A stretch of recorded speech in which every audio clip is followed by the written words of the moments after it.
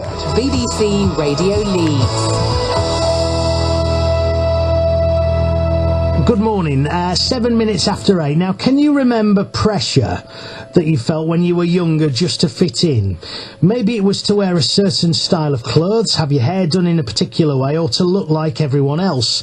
Well, if that was you, then think about children in West Yorkshire today, because figures obtained by BBC Radio Leeds are pointing towards a bit of a worrying fact, and that's that the number of children being treated for eating disorders in this region has doubled in the space of 3 years. Chloe Scott has been speaking to the BBC about her experiences of anorexia when she was 16. I mean, at first, people thought, I got lots of compliments and things, and people just thought, and I just thought that I was, trying to get a bit fitter by doing some exercise and trying to eat a bit healthier. And because, I was your average teenager after school, I'd go and I'd buy a big bag of Doritos, a big bar of chocolate and whatever. So yeah, it did start with just like a genuine, just kind of want to get fit and healthy. And then I was in denial for quite a while. A lot of teachers voiced concerns and things, and my mum did start kind of voicing concerns, especially when it got to the stage where my kind of periods had stopped and things like that. But no, yeah, I was definitely in denial for quite a while. Chloe's disorder manifested itself as a combination of her basically starving herself while exercising excessively. Chloe's mum, Karen, says the pressures imposed by certain elements of modern life didn't make them feel any less to blame. I suppose initially I felt as though I'd failed as a parent, and both me and her dad knew that she was ill, and there's nothing really we could do about it. Or we felt there was nothing we could do. It's horrible watching your child go through something like that and not really knowing what to do to help or how you can help her. And I think for us it kind of happened really quickly, to be honest. She'd been losing weight and she looked really good, and then before we knew it, she literally seemed to turn to skin and bone. I mean, I'd seen things happen to other people before, and you think, well, how have they let their child get like that? And then when it happens to you, it's a shock, because it's something you just don't expect. You're about to meet Bev. Bev is a mother from Leeds, and her son developed anorexia when he was just 15 years old. Today he's 22 and is studying at university, and while anorexia is traditionally thought of as a condition which affects young girls, it's pretty important to point out that 1 in 5 people suffering from it are actually male. Bev, thanks for joining us this morning. That's okay, hello. Hello. Tell us your son and your story, please. Well, it all started when my son was 15 in 2009. He'd always been very sporty. He was in the school rugby team. He was a big guy, and he just began to get more obsessed with sport in general, going biking, athletics, everything. And at the same time, he began to eat more healthily, and like the other people you've spoken to, we just saw it as a drive to get healthy, to get fit and healthy, and we were quite proud of him to start with. But the alarm bells began to ring slightly over the school summer holidays when he was around more, and everything began to sort of crank up a notch, if you like.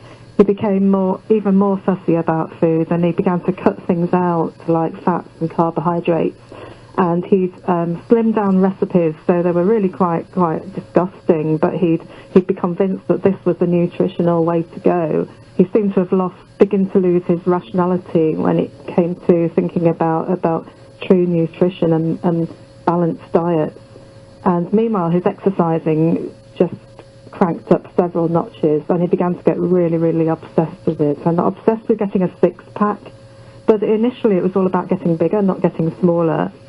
Which is typical of boys, I understand, and yet at the same time he was eating less, and so this downward spiral was beginning really over the summer holidays. It must have been a difficult thing, Bev, because as you said at the start of your answer, if you've got a son or a daughter who is trying to get fit, trying to get a good physique, which is something a lot of people aspire to, and are trying to be more healthier initially, the alarm bells aren't even going to sound, are they? Well, no, and it's also at an age when children are changing anyway. Our son was 15 and he was getting taller. He'd been quite podgy at primary school, but as he became a teenager and with all this sports, he began to really tone up, and he looked fantastic, to be honest. You also used the word fussy. Yeah. I think that's probably a particularly pertinent word to anybody with younger children. And looking at this study, there are children as young as 6 who are suffering from eating disorders. Most kids have a slightly fussy element, don't they? And when when you're trying to get food down the neck, but it must be very, very difficult to try and work out when fussiness becomes a full-blown eating disorder. Well, strangely enough, with my son, he'd always eaten everything. He was one of these people that would, I'd eat my meal, leave a little bit, and he'd finish it off for me. He would eat anything. And so I think the fact that he began to become fussy at the age of 15, that in itself started to ring the alarm bells. So I know that many, many children are fussy with food, but our son actually wasn't. You were listening to Chloe and her mum Karen talking just before you came on. Karen spoke about the blame that they as a family felt when this happened. Was that applicable to you as well, Bev? Well, initially you think it must be something to do with me, because you would look at other people whose children had something wrong, like an eating disorder, and you think, oh, it must be the parents, what have they done wrong? And we were a very close family, and everything was going really, really well in our household. And we began to think, well, what is it? Is it something we've done wrong? But I later found out that it's nothing to do with parents at all. Parents are not to blame for this. How did you get your son out of the cycle and get him back to health? Well, it was a long process and very difficult.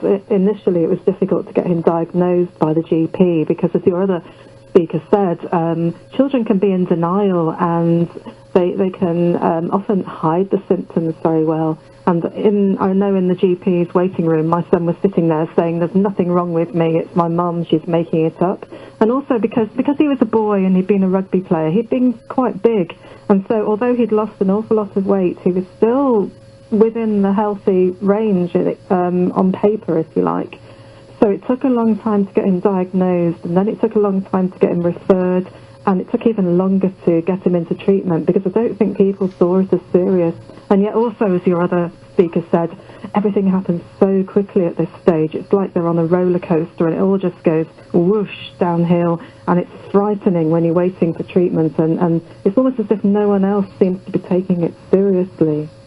And finally, Bev, as I mentioned, he's 22 now, so this was 7 years ago. He's at university, I'm assuming, and I haven't asked, so I'll ask now, that he's made a full recovery and this isn't an issue any longer.